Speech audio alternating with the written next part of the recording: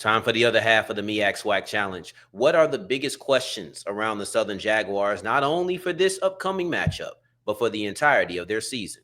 Oh, yeah, it's Locked On HBCU. Play my music.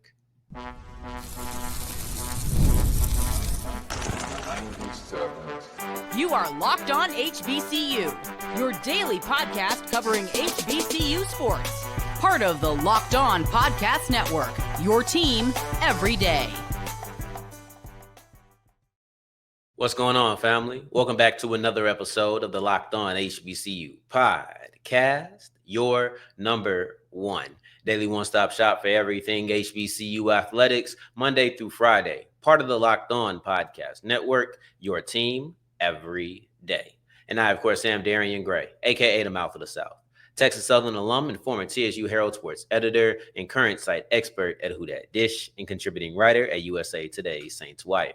Thank you for going on this journey with me. Make it Locked On HBCU your first listen of the day, every day. And remember, just because the mic cuts off does not mean that the journey is over. It just means it's time to follow me on Twitter at South Exclusives. Starts with an S and ends with an S. We'll wrap up today's episode with a look at the lack of HBCU players on the Senior Bowl watch list and what this means for not only this upcoming season, but the next year's draft cycle. In segment 2 and segment 1, it's all about Southern. We're going to take a look at the top 2 questions I have around the Jaguars. Yesterday, I made a comment about North Carolina Central and saying how sometimes experience teaches you what to do.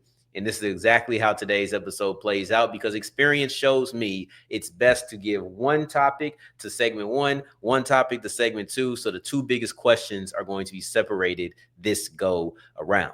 But the number one question I have for the Southern Jaguars, and it's because I think it has the ability to elevate the offense and elevate the team, is what will the Southern run game look like? Over everything else, I want to know, what does the Southern Jaguar run game look like? I'll be honest with you. The primary reason I have this question is because of Trey Holly. I have been a big proponent of Holly ever since the Southern Jaguars picked him up. I don't think that's going to change. I think that he's going to validate that in week 0, going on to week 1, 2, and so on and so forth. I am a big, I don't want to say a fan, but I am a big believer in what Trey Holly has to offer. Next week, probably on Tuesday, we have a plan to do a top 5 things I'm looking forward to in 2025. That's one way I'm going to preview the season really opening up, because now everybody will be playing at that point. I don't know if I'm going to put Holly on this list. Just know that he belongs on this list. And the only reason I won't do it is because I'm talking about him right now and I'm having that conversation and kind of explaining my intrigue. So I'll war with myself over this weekend on whether or not to include him, because I don't want to just throw another person or another team or another stat out there just because I need to reach 5. This is one of the top 5 things that I'm looking for. So I don't know. We'll see on Tuesday if I include it, but we'll talk about it right now. Trey Holly is one half of the equation. The other half of the equation is the Southern offensive line. And I would say that's the thing that I heard the most in the comments. With viewers, it wasn't people really taking away from Trey Holly's talent, which I'm glad, because I think it's kind of difficult to do. And that would have been just trash talk.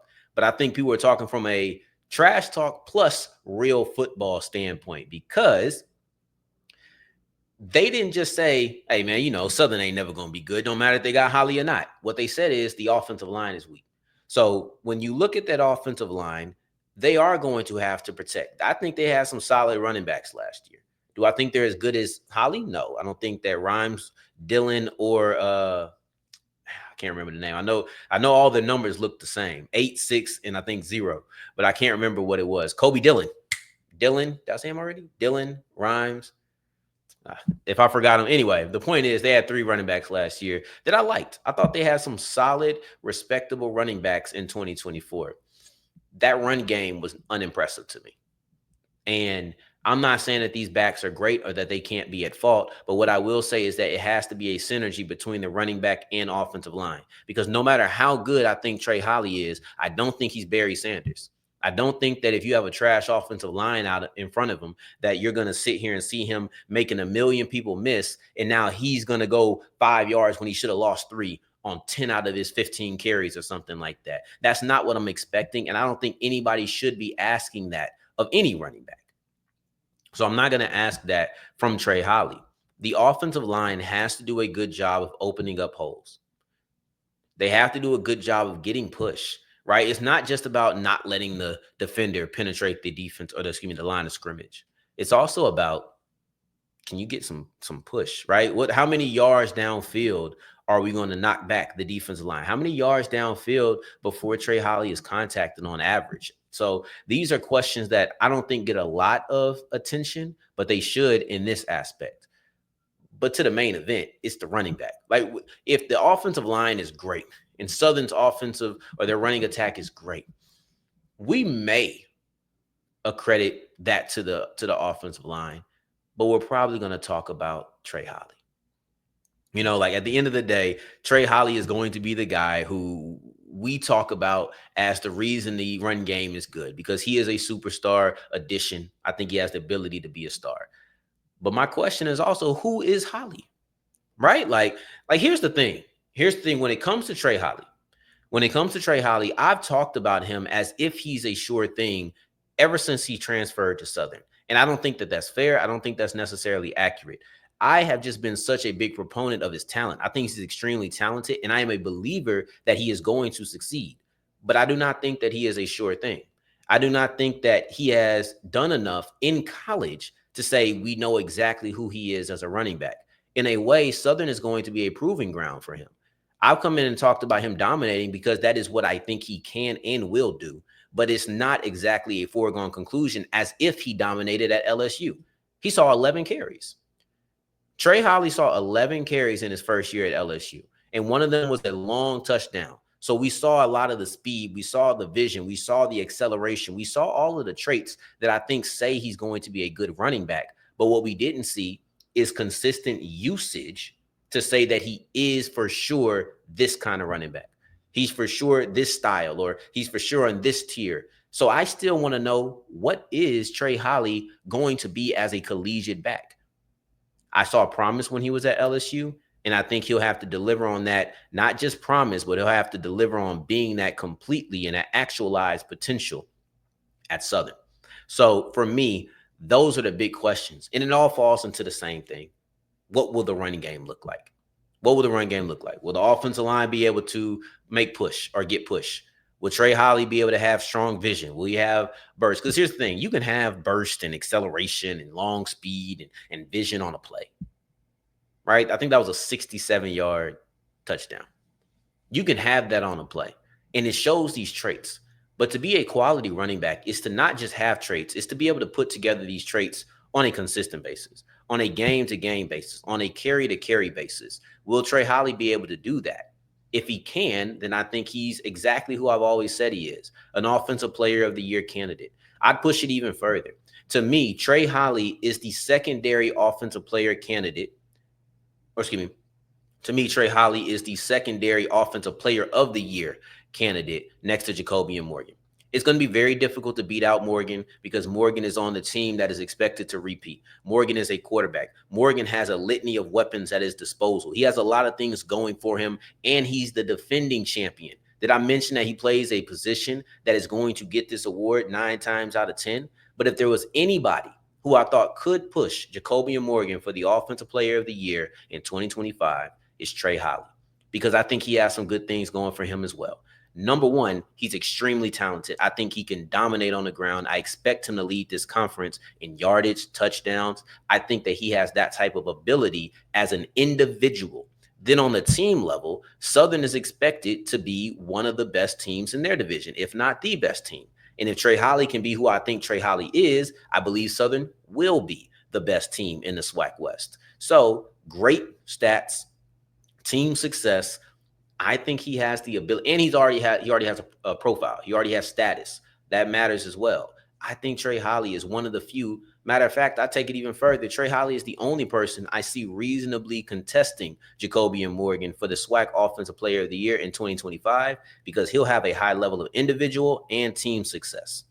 Now let's push forward though. Let's push forward because my other question is all about who he is sharing the backfield with. And no, I don't mean sharing carries. I mean when it's him in the backfield, who's in front of him? Who's next to him? Who is Southern's quarterback? These are questions that we don't know, we won't know, but it's a question that we need to know, and it needs to be the same answer throughout the season. Let's break down all of those questions and lack of answers as we continue with Locked On HBCU. Today's episode is brought to you by Rugiet. Guys, you probably heard of Viagra or Cialis, maybe even tried them. But if you're looking for something beyond the usual pill, it's time to meet Rugiet Ready. Rugiet Ready is a next-gen prescription treatment designed to amplify arousal in the brain and boost blood flow. We need both of those, right? We need both of those to get, all right, you know what I'm saying. Unlike the usual pills, that can take hours to get in effect. Rugiet's 3-in-1 formula dissolves under your tongue and kicks in as fast as 15 minutes on average. Effects can be lasting up to 36 hours, so you can stay confident and in control when the moment is right.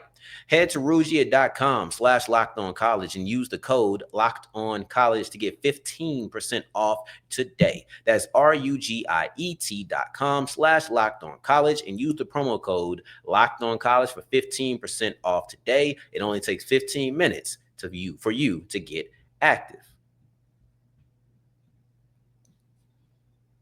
As we continue rolling on today's episode of Locked On HBCU, I appreciate you for making this your first listen of the day every day. For your second listen, make sure you're checking out Locked On College Football because it's not just HBCUs who are getting going this week. It's also other P4s, G5s, all of these schools. You want to make sure that Locked On College Football is keeping you up to date with everything you need to know for week 0.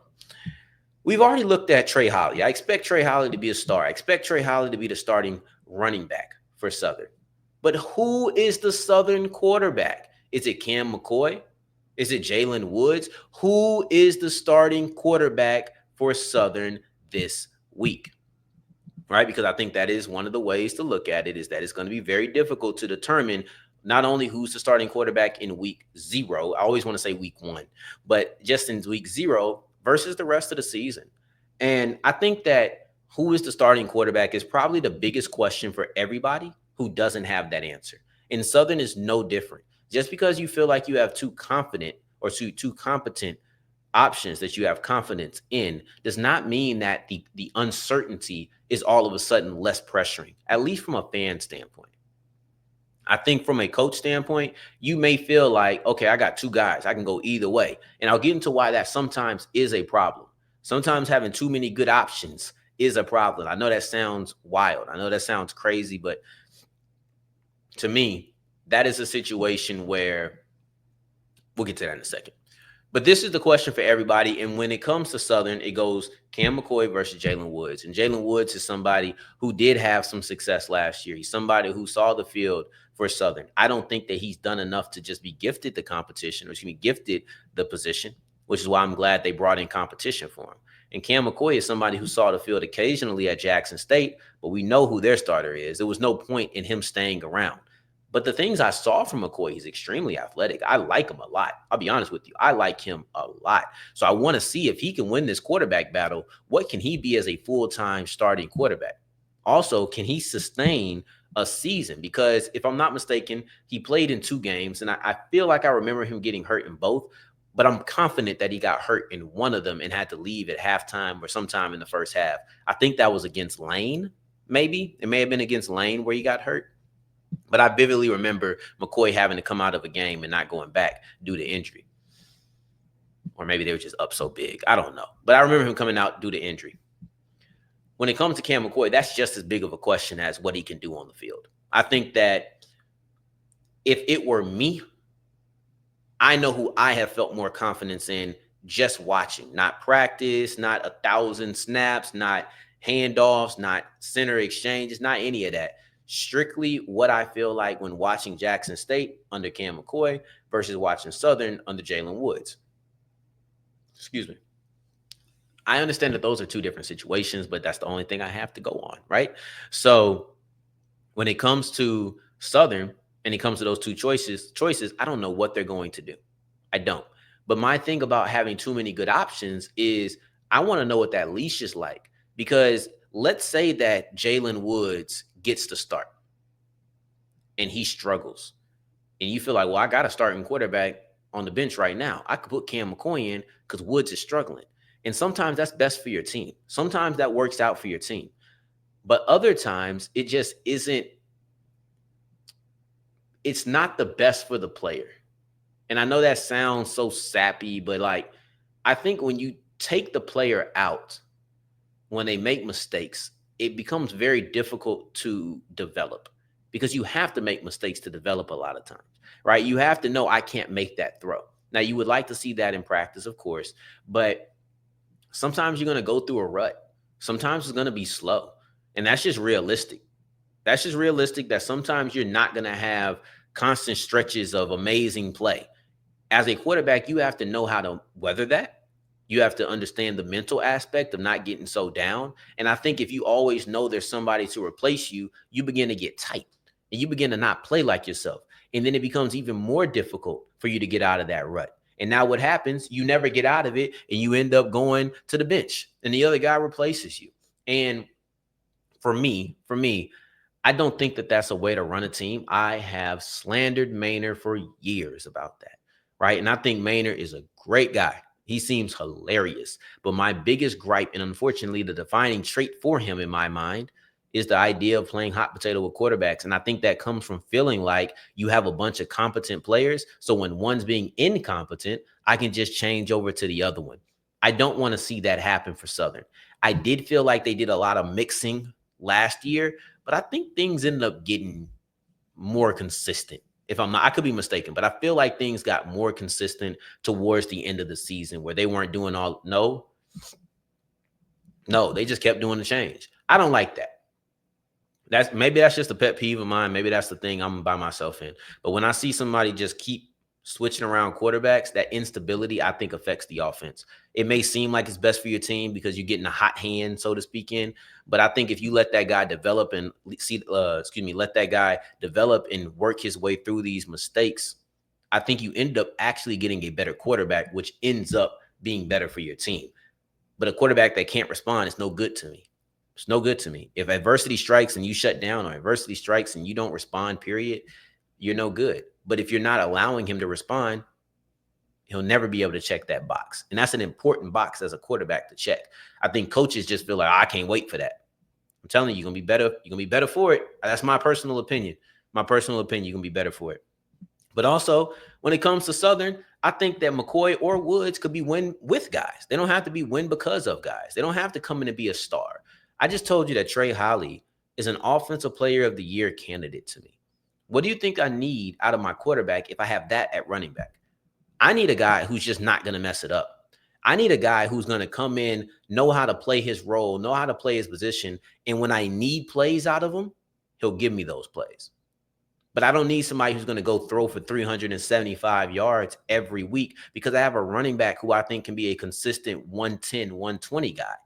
I have a couple of guys on my defense who I think can play really well. Guys like Kelby Givens, guys like Herman Brister, Horatio Johnson. Like, I think that these guys are talented players. I kind of look at what I'm looking for out of Southern's quarterback play in a similar fashion of what I got out of Jackson State. And before you jump on me, because I understand how that sounds, Cam McCoy, Jalen Woods, they don't have to be Jacoby and Morgan, who I thought was excellent when they needed him to be. I just need them to be good. Be good, not great. And I think your team will be really good. And to me, that's all I'm ever going to ask for this season because I think the run game can be the engine of that offense. Like, no disrespect to Morgan. I think he's going to step into a bigger role this year where he has to be the guy from a skill position standpoint that pushes the team forward. But in 2024, that was Mulligan. In 2024, when I needed something at the beginning of the game, I counted on Mulligan. If we just talk about generic situation, 1st and 10, I wanted Mulligan. I think that's going to be Holly in 2025 for the Jaguars. So if I'm getting Cam McCoy, if I'm getting Jalen Woods, I just need them to be good. You don't have to be great. Be consistent and good. And if you can do that, I think Southern can be really good because that's how much I believe in Trey Holly in the running game. And that's how much I believe in some of these studs on the edge rusher in the secondary, right? They got a first team all SWAC linebacker as well. They have some guys on defense. The pieces are around the quarterback. Just don't mess up.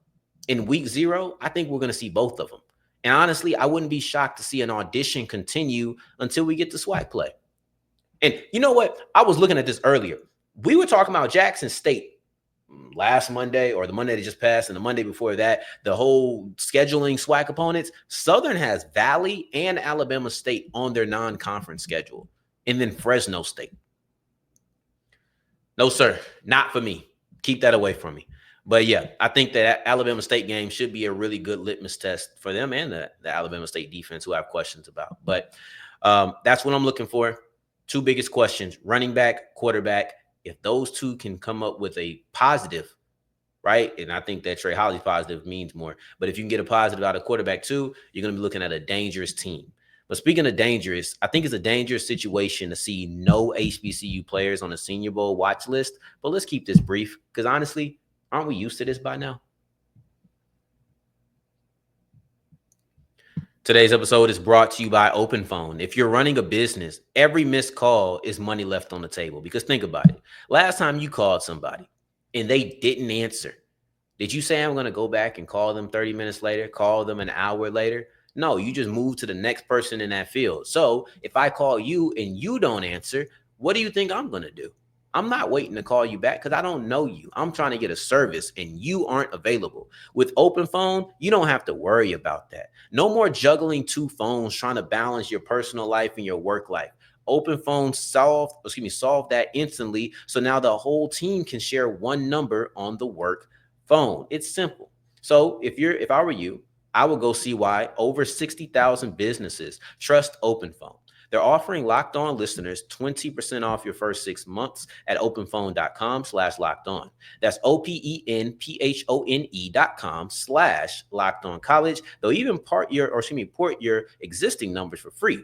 OpenPhone, no missed calls, no missed customers. This episode is also brought to you by PrizePicks, the daily fantasy platform that lets you turn your football predictions into real rewards.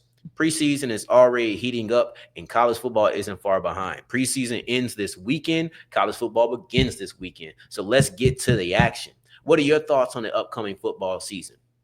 Right? How are you feeling about Texas versus Ohio State? How are you feeling about players like Saquon Barkley? No Kellen Moore. How are you feeling about Lamar Jackson? How are you feeling about Deebo Samuel having a new home? These are questions that I would love to know your answer to, and you can answer them by picking 2 to 6 player stat projections and saying more or less. That's the simple way to do it. I've used PrizePicks for a couple of seasons, so I love how simple it is. That's why I recommend it to you. So if I were you, I'd go ahead and choose PrizePicks, go to PrizePicks where they put their players first, not just the fans. That was not finished. What the heck?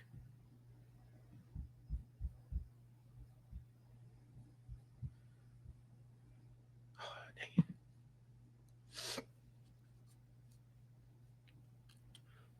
Download the PrizePicks app today and use the code LOCKEDONCollege to get $50 in lineup after you play your first $5 lineup. That's code LOCKEDONCollege to get $50 in lineups after your first $5 play. PrizePicks, run your game. As we're wrapping up today's episode of Locked On HBCU, I appreciate you for making this your first listen of the day every day, making it all the way to segment 3, and I thank you 2 times for that. Thank you. Thank you. I don't think we need to make this some elongated conversation. There are no HBCU players on the Senior Bowl watch list, and this is a very negative thing. It doesn't mean that you're not going to see any HBCU players drafted in 2026, but what it does mean is that there's not a lot of spotlights. When you look at the Shrine Bowl, you have 6 players. You had guys like Ashton Grable, Eden James, Jonas Fortillion, Eric Hunter, Kevon King, and Kelby Gibbons. So you had some players on that list, and you have some players on some watch lists as far as awards go. But in general, when it comes to the Senior Bowl does tend to be a little bit ahead. I do feel like the Senior Bowl seems to have a better hit rate than any of the other bowls. Doesn't mean they're not valuable, but if you're talking about guessing who's going to make it to the league or make it to the draft, get drafted, I think the Senior Bowl and succeeding at the Senior Bowl tends to give you a better outlook. That's my opinion, right? Man, this is how it goes. There's only, I think, like a handful of FCS players. The less FCS players, the less HBCU players. And not just because the HBCUs are in the FCS, but because they're going to pick all of these other conferences first. This is the real. If you're not having HBCU players on these watch lists going into their senior season, that means that teams aren't necessarily checking them out. Now, if teams aren't checking them out, and this is not 100% accuracy, this is not everybody, but this is just for the majority of players. If teams aren't checking you out going into your senior season, there's typically a reason. Now you have to jump off the screen. Now you have to be absolutely phenomenal for essentially 3 months in a row, 4 months in a row, because they haven't seen your film earlier and felt like it was worthy. So now you have to do something even more special. And you look at a guy like Kelby Givens. Kelby Givens has been in the backfield consistently over the last couple of years. What else would he need to do in order to be on this list? Right? Like he can go win the Buck Buchanan Award. Maybe that would help him. I think it would help him a lot. You got to look at a guy like Eric Hunter. I love Eric Hunter. I think that he's a little bit more understandable not being here because he didn't play much last year. But you look at a guy like Givens, look at a guy like Grable. I think these are two top flight players who have a track record of being successful. With Eric Hunter, I think having him on that Shrine Bowl list, it makes sense because he is a talented player. He didn't play last year. It wouldn't shock me to see him make his way to the Senior Bowl. It wouldn't. And I think that's what I would aim for. If I was in their position, I would obviously accept anything that came my way to be able to prove myself. But the Senior Bowl tends to be what people look at as the top of the top, the upper echelon. So when it comes to our HBCU athletes, if they're not having that spotlight put on them going into their senior season, it's typically a reason. And if you're talking about the lack of FCS players on this list, that talks about the trend of it being a primarily P4 draft, man. Like you're not even seeing as many G5 guys because of NIL. And I don't feel the need to rehash it at length, but all the talent is migrating to the P4s. And I've even heard that people are questioning why you would stay FCS. They're saying you're scared of talent or scared of competition.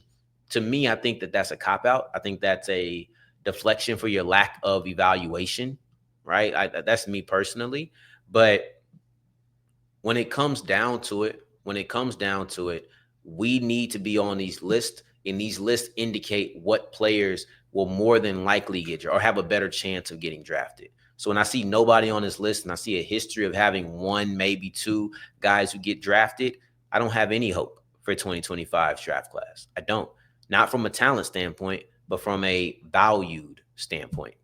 But don't worry, we're going to value this every day. Tomorrow is Friday. You know what that means? That means 3 matchups, 2 storylines, and 1 key to victory. For my new everydayers, that means we're heading into our very first game of the week of the 2025 season. Woo! I feel like rubbing my hands like an evil genius. I cannot wait. So let me get off here so that the day can move through faster and I can get back to you on Friday, 6:30 Central Time. It's the only one that matters. In the meantime, in between time, until the next time we hear to the family, take care, stay blessed. Peace.